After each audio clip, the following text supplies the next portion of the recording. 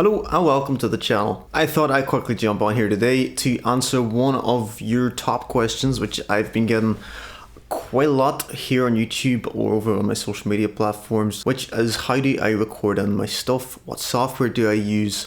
What's your process? I'm going to talk all about that today in a quick vlog style video. I'm still not used to doing these kind of videos. I could stand in front of a camera and sing all day comfortably. Once I start talking, it all gets a wee bit weird. So I'm still getting used to this. Hopefully I'll get better as I go along.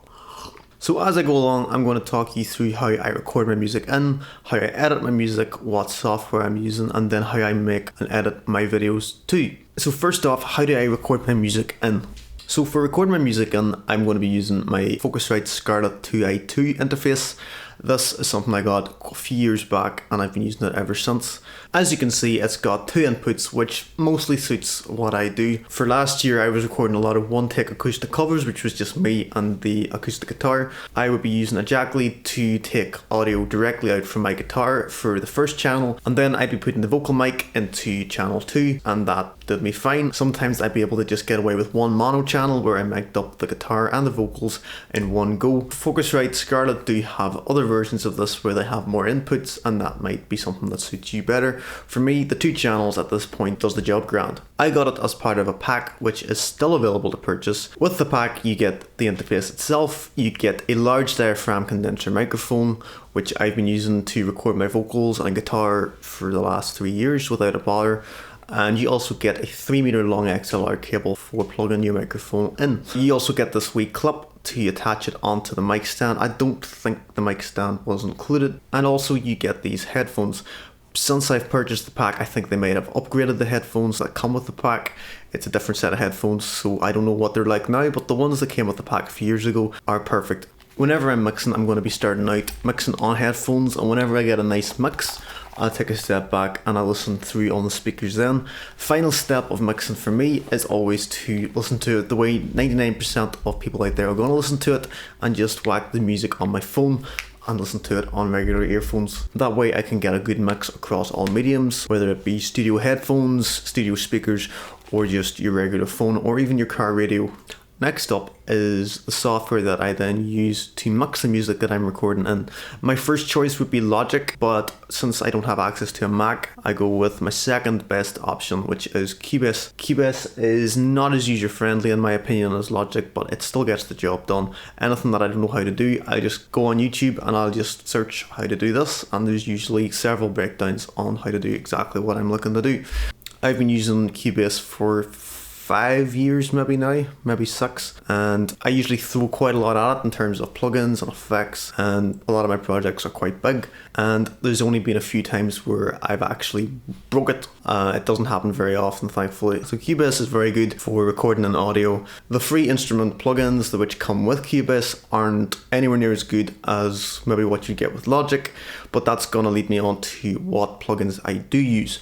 I'm a big fan of the East-West instrument packs available at soundsonline.com. They also have a subscription-based purchase available called Composer Cloud, where you get access to 42,000 instruments at the cost of a monthly purchase. Anytime I need piano sounds, I need a drum kit in my song, or I need some orchestra, like backing tracks, like strings, cellos, violins, etc., I would be using East-West products, and the quality of their sounds is unreal.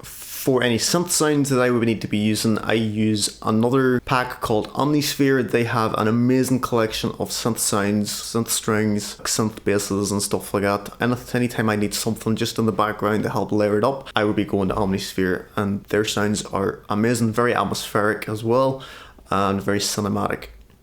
And then finally I'm going to talk a wee bit about how I shoot my videos and how I edit it and what software I use there.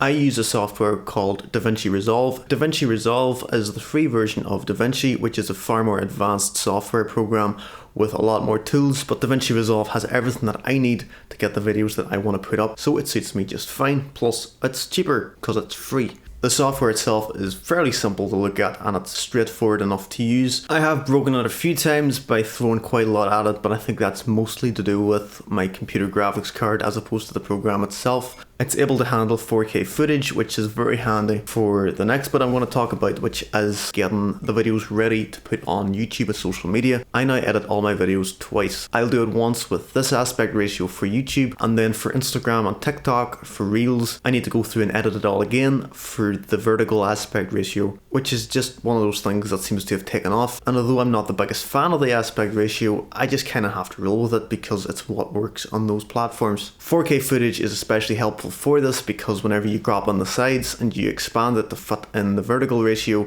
you do lose a lot of quality, and shooting it in 4K kind of gets around that, and you're still left with a good looking product at the end of the day. So that was just a quick breakdown of my workflow and the tools and software that I use to get the job done. Hope you enjoyed it, and I hope it answered any questions that you have. If you have any more questions about techniques I use to record, a songwrite, anything at all, just drop a comment down below and I'll try and answer that in any upcoming videos I do down the road.